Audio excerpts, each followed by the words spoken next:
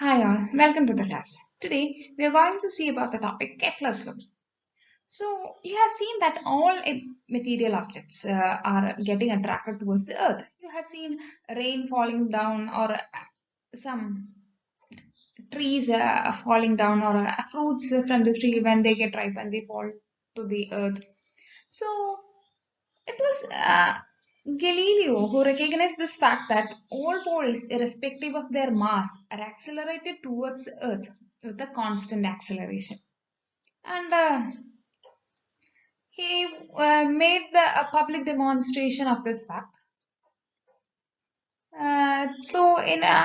In his experiment, he has done this experiment with different bodies rolling down an inclined plane and arrived at a value of the acceleration due to gravity, and which is more close to the acceleration value of the acceleration due to gravity.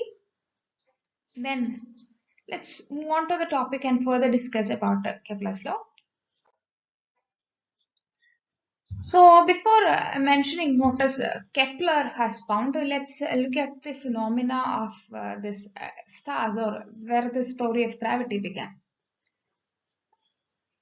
The first story I'm going to tell, maybe feels like an unrelated phenomena, but observation of stars and planet and their motion has been a subject of attention in many places since time immemorial.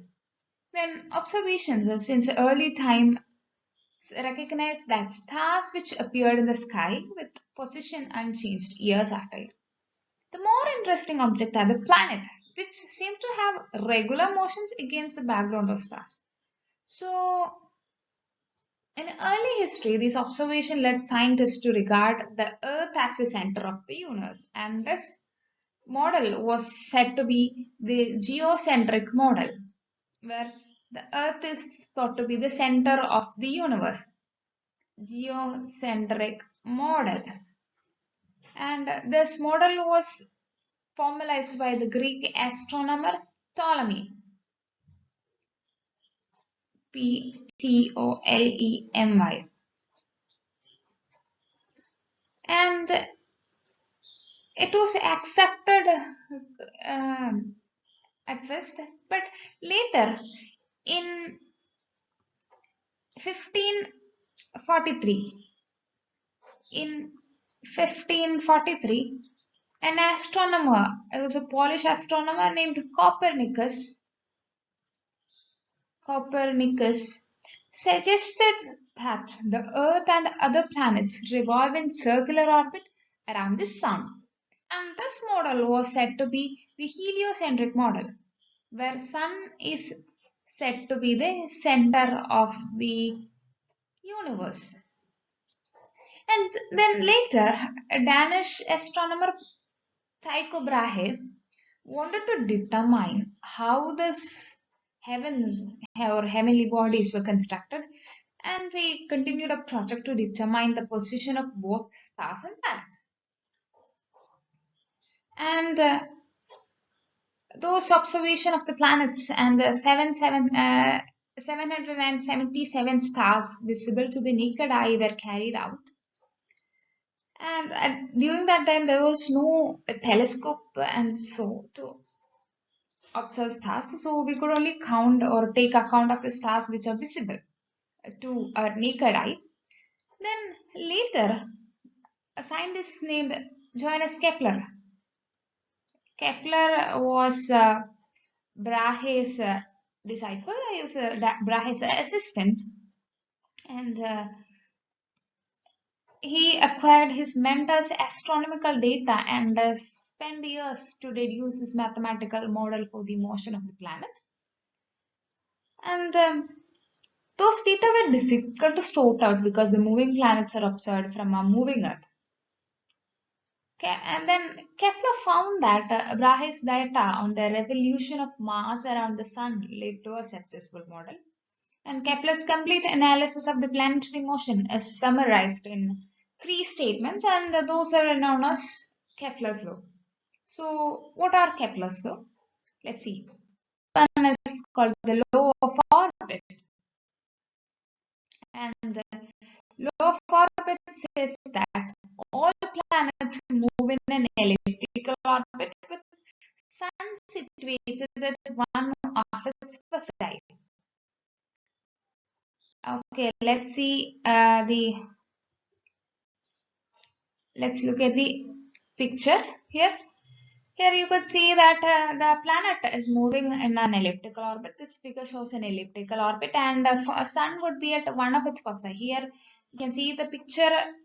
The ellipse have two foci, and it is marked in the picture as F1 and F2. So if the planet is moving in an elliptical orbit, and the Sun would be at one of the foci, and here we have two distance. This axis is known as the major axis, and this axis is known as the minor axis. Here you can see this value from center to this end is marked by the letter A and is known as semi-major axis, and here this distance is marked as B from center to the shortest distance, and it is known as minor axis. Now the longest distance to the center between 2 points on the ellipse is called the major axis, and the distance 2a, here the distance is 2a, and here the a is called the semi-major axis. Similarly, the shortest distance to the center between 2 points is called the minor axis, and it is represented by 2b. So this b is known as semi-major axis. Now imagine that Sun is at say F1, then and the planet is moving through this elliptical orbit, and when it reaches this point, the planet is at maximum distance from the Sun, and that distance is called aphelion. Okay.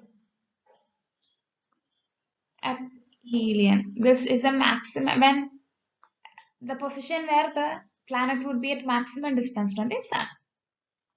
Now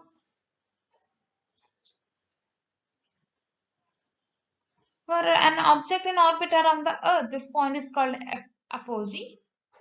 When this planet is at the other end of the ellipse, that is, if the Sun is at F1, and if the planet is at this end of the ellipse, this is the shortest distance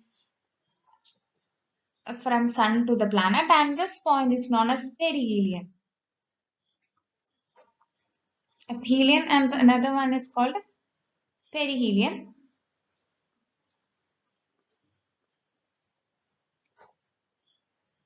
And for Earth orbit, this point is called perigee. The correct spelling for is Perihelion.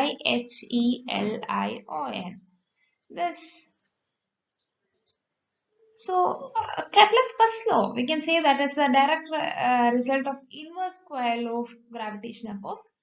Circular and elliptical orbit corresponds to the object that are bound to a gravitational force center, and this object include planet, asteroids, comets that move repeatedly around the Sun, as well as moons orbiting a planet. There are also some unbound objects such as meteors from deep space that might pass by the Sun once and then never return. The gravitational force between the Sun and this object also varies as the inverse square of the separation distance, and allowed path for these objects include parabolas and hyperbolas. The next one, the Kepler's second law.